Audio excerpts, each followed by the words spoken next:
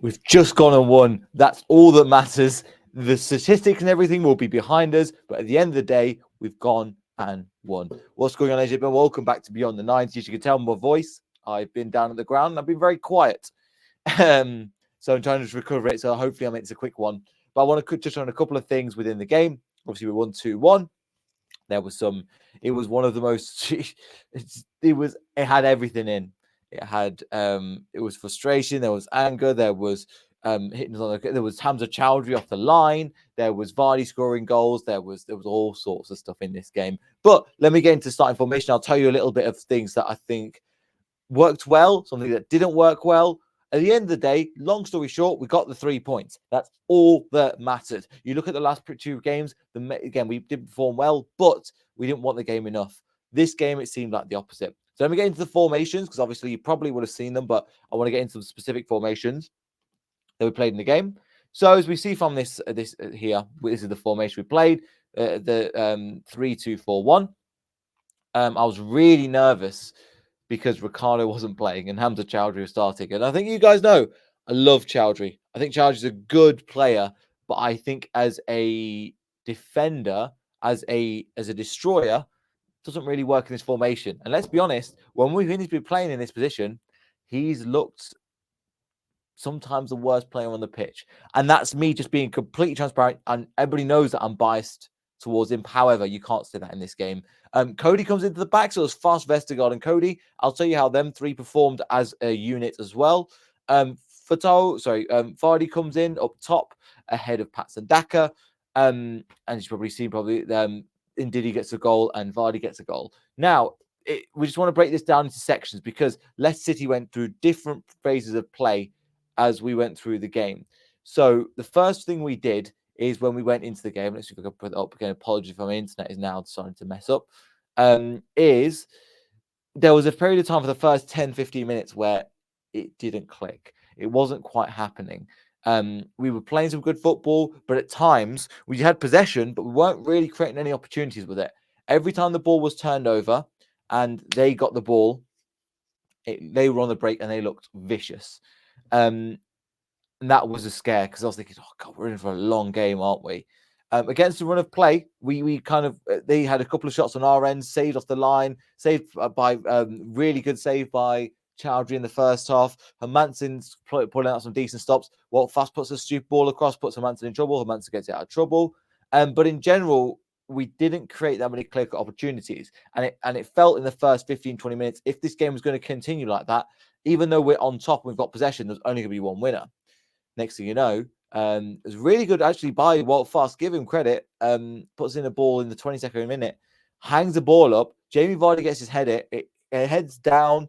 Goalkeeper saves it. It parries away, and Wilfred Ndidi's in that right spot just to tick the ball into the top of the roof of the net, which I thought was great. Wilf, we've not seen get in those attacking midfielder positions. We've seen him in a couple of others. And to be fair, in that first half, we didn't see him a lot of it. Obviously, he got the goal. I didn't see a lot of him. So in this game, if you looked at the 2 players and 2 positions, what Will's good at, if the ball's sometimes up here, Fatah will come out to the right hand side, and Ndidi will come here and provide that overlap to then cross the ball into Vardy or whoever, or hang the ball in the air for Vardy to put it away, which I think he works really well at. He wasn't really making that run, but for the goal, that's why he played. So Fast had the ball over here, crossed it over to Vardy. Vardy headed it, and then he was in that position to really get the most out of it. That was great. Against the run of play, though, even though we had the possession, we didn't create any clear-cut opportunities. West Brom are a good team. They're playing. I like Carberan as a manager. I think that he plays good football. It's great seeing him going wild on the other side as well. And just some things I wanted to mention. He played. We were on top for the first half. In terms of possession, but the better quality opportunities came to them. Hamza Choudury saves one brilliantly off the line, was behind for that goal. Thanks to Mark, by the way, who I will sit next to from It's 11, it's 7 Jamie Vardy. And we were playing some football where it was frustrating because we weren't creating a lot of opportunities. And it felt this is my other problem with the team, which I don't know if we picked up on yet. I think I picked up. I don't know if some other people have picked up on it yet. From corners and set pieces, we look ineffective. And I don't want to bash the team because we managed to win today, but when it comes to a corner, I don't feel like sometimes they fizz a ball in, it bounced off a defender, and they've put a block in, and it goes out for a corner. You think, come on. So you applaud, and then you go, oh, KDH didn't get enough corners in. The balls were delivered. You compare that to their balls. Yes, they had some great big stinking centre backs who looked again really physical and really present, and so did we. Connor Cody is over 6 foot, I think. Everybody looks small compared to Yannick Vestergaard, and Walt Fast is like 6'2" as well. So they're tall. There's tall people, but I never got the impression that from set pieces we're a threat. Is that because of the delivery? Is that because of the headings? I don't know. But when it comes to West Brom, it was night and day difference. When they had a corner, I was there like I was under Brendan Rodgers towards the end of his tenure, where it was just, oh my God, where is that going? Remember, we just couldn't defend a set piece to save our lives. That's how it felt with West Brom. And I'd like to incorporate that, whatever they're doing. Can we go and send a scout over there to have a look at their training? Because whatever they're doing is working. There was a couple of balls off the post the end of the day and the crossbar, and they were tussling in the air, but the team fought for it. And that's what I want to see. If it's not going to be 100%, is it our best performance of the season? No. The crowd were fantastic in this game. It really were, especially we'll get onto the last few minutes when it comes to it. But then it comes towards the end and we're starting to play some football, not creating opportunities. And Didi creates a good opportunity, moving to the centre, hits the ball, saved by the keeper. But I thought, okay, we're getting into the game. And then towards the end of the game, as you probably saw, Jamie Vardy's getting a penalty, gets brought down. We're celebrating, going, thank God, like 44-ish minutes. This is the time to really head in and take the game to the next level. We don't do that. Jamie Vardy misses. It comes off the pen. It comes off the post. And we were talking to people around us, and we were going, I hope, again, this is great. You can say it on hindsight. But if this was a Maddison situation, remember we were 1-0 up against Everton. We ended up drawing the game 2-2. Is that going to be the same moment? And I was like, I hope not. I think we'll get something out of the game. Some other people weren't as convinced because we didn't look on top. But I was like, we kept playing our game, we will get there. And we, again, obviously, you probably know by the end of the title, we did. But for me, it was important how we came out in the second half. And to be fair, credit to Enzo, he kept the team the same. He kept pushing. He kept trying for the first portion of that second half. Didn't let him get him down. Jamie Vardy was still making good runs. Didn't have that many touches of the ball. I think he had 6 or 7 opportunities before he even had a shot on target. Before he got his goal. Didn't let him get in terms of that. But the game for periods when we had the ball, we looked quite solid. We were getting to good positions. And to be honest, going through some of those players, let's get back to some of this one. Getting some of these players. Vardy, again, missed his opportunity. KDH in the first half, I thought was quite quiet.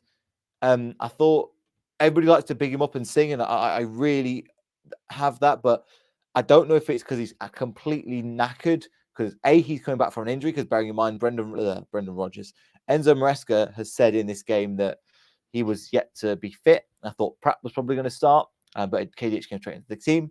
Mavididi on that left-hand side, again, didn't really beat his man as much as I wanted him to.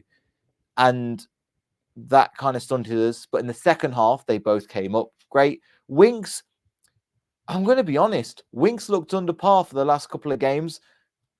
He's looked, I think it will be papered over, but I think he had his below par level again today. I'm just hoping, but the other team's winning, so really don't care. And then coming into the back as well, the first time for a while we're seeing Fast in the left back of a 3.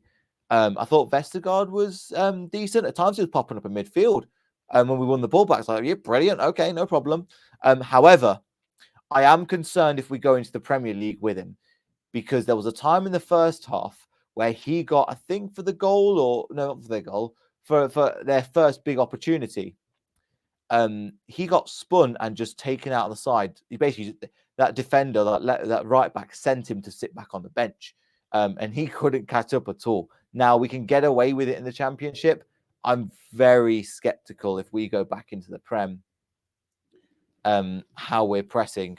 And would I want to re-sign him? Yes, but I would prefer Cody there because he's got that pace in behind. Walt Fass did a good game, much better than his last couple of performances. And Connor Cody was a really good leader. Now, if you look at this team, we're in the business end of they call it for a business end for a reason. And the reason why I've been screaming and pulling my hair out of the last couple of performances.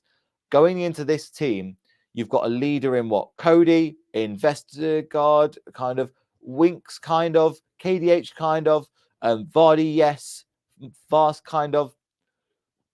We've got leaders there in the team that are going to stand up and be counted. And I'll tell you another one who's kind of building into a leadership position, Manson. I don't think he had a massively bad game today. I don't think he had I think he was called when he was called upon, he delivered. I think for the goal, he wasn't at fault. I think there was other people pulling out of position. At the game, I was like, how's that done that? It was a great pass by their number 4. I forgot what his name is. Their centre-backs were units. And that was a beautiful ball that just destroyed everybody was pulled out of position. Couldn't get back. I think it was Foss. No, it was Cody. It was at fault for that one. But Cody was a real useful leader in the back line, which I thought was great. But let's get on to a person that I've kind of slated. I was not slated. I said I deserve to be in the team. And when I heard the news that Ricardo was out, I was really concerned because even in this game, there was holes in that midfield, like a big donut shape, where they won the ball back and it was just a back 3 and they could just run at us.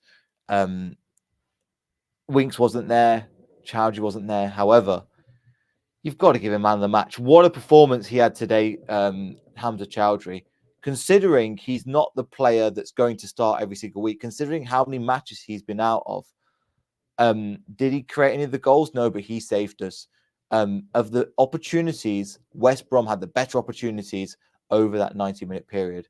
And Hamza Choudury was one of the reasons why we saved that. 2 brilliant saves, getting himself in front of the ball. And this is one of the reasons why I'm a big fan of him. Not because I think he's the most talented or the most skillful, but he'll give you that. And the determination that he gives the team, the fact that he's going to get behind, come save it with his stomach, I think it was at the time, and then the ball bounces up and then he tries to heads it over the bar for the second one. Thought was brilliant. I really enjoyed Hamza's performance today. Was it vintage? No. Is he designed for an Enzo system? Probably not. The amount of times he gave the ball away was a handful. However, he went back and chased it and made sure to win the ball back. Kiernan Dewsbury Hall lost the ball quite a few times, especially in the first half.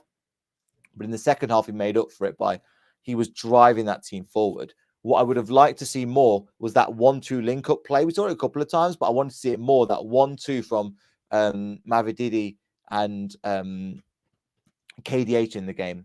Because I think them two just bounce off each other at times. If it clicks, them two are going to look formidable.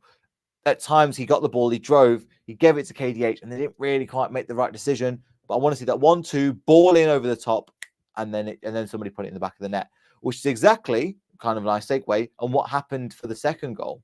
So Fatawu gets the ball in the right-hand corner, skins the player. To be honest, I don't think Fatawu had that great of a game. However, when it turns up to I want to see how many assists he's on now. When it comes to be standing up and counted, he was there. Fatawu is again having a great season at the moment. He's been off a little bit recently, but let's look at the top scorers. Obviously, Jamie Vardy, who scored the header for it. Fatawu was on 11 assists. That's, I think, in my opinion, that's going under the radar. Kiernan Hall's on 14. That's incredible. 14 goals and 12 assists. Sorry, the other way around. 14 assists and 12 goals is a great return. But Fatawu was on 11. And I think that's kind of going under the radar. I think he kept going. He kept attacking. Him and Ndidi have this really good relationship. I don't think it was quite there today, where Ndidi, where Fatawu would be on this right-hand side. Ndidi would do the overlap and put the ball in. There wasn't that much today. However, I was surprised that one of the substitutions that they made, so Carl made 3 substitutions at once, really wanted to change the game up. And I was thinking, this is something, again, that was just before we got the goal. And I was thinking, something needs to change. Come on. I thought, Ricardo, take Hamza off, put Ricardo on, and solidify that midfield. Because I think we did lack quality in that midfield. They were ripping through it, and their pressing strategy and how they decided to when they were going to move for us, I thought was really good. However, coming into the game, I was glad he didn't, because Hamza tried to make some great saves. And then on the other side of it, you've got to be honest with the way that we defended, the way that we attacked. At times, we were again in a really, really good position. I've just got to give credit to Hamza and people. I think he was a man of the match. There was a few Vardy for, obviously he mentioned the penalty, but he gave up, kept trying. There was a few boos for Daka, which I wasn't happy about, to be honest. I know people's not his favorite cup of tea, but Vardy kept missing. He missed an opportunity today when Mavididi put a beautiful ball across. It was a little bit high, but it is prime Jamie Vardy, and he missed the sitter. If that was Daka, people would have absolutely berated him. What I don't like is that because he's Jamie Vardy, because he's the GOAT, and he is, they let him off the hook more. With Daka, they don't give him that same time. Now, I agree with him being dropped, but I don't agree with a player like that is giving it to Leicester City, that is void on confidence, getting on his back and booing him when he comes onto the pitch. He came on, he ran around, he did some rugby tackle, I think, on the players in the right and in the corner, which I thought was quite funny. But in general, he ran around, and the reason why he was brought on was to try and press the defense, trying to make them into positions and trying to squeeze them a little bit and press from the front, which I thought was great. And in the game today, I was really, at the end of the day, the 3 points were all that matters, but it was really good. Not in terms of a vintage performance, but this is the problem that I've been saying in the team, and why I was ranting at them in the last video, because they didn't want it. There was too many players that were like, we got this. It's easy. No problem. Going away to Plymouth, no problem. They've lost those games. You need to want it you've got to grab the game by the scruff of the neck. And there was people there that wanted to stand up and be counted. And that's really important, in my opinion. Then coming into the game, thinking about that, Winks, go through individual players. Vestergaard didn't do too bad. Fast didn't do too bad. And then bringing on Cody, I think, has to start for the next game. In my opinion, the three that will play, would have Vestergaard, you play Cody, and you probably play Doyle or JJ. Either one, I'm not too bothered. JJ, if you want to be more defensive, Doyle, if you want to be more attacking. I think both of them are decent in that position.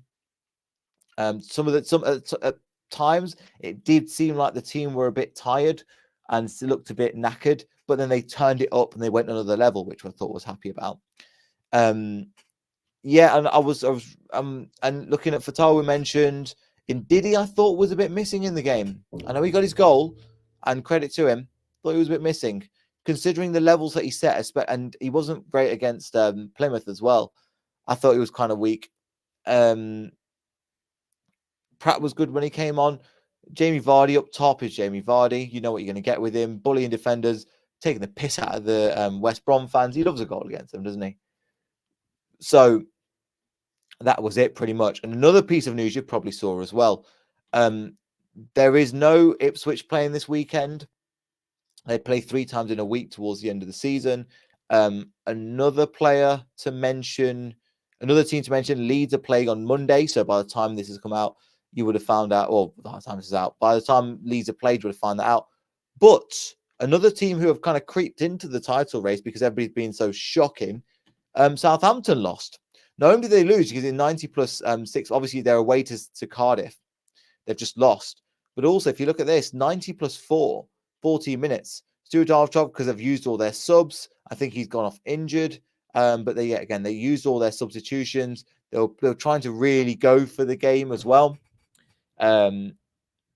However, it was not enough for them to win. And I think they've got a clause in Harwood Bellis, I would love at Leicester City. We were linked for him for a while. And I think Southampton have got a clause. If they go up, they have to buy him.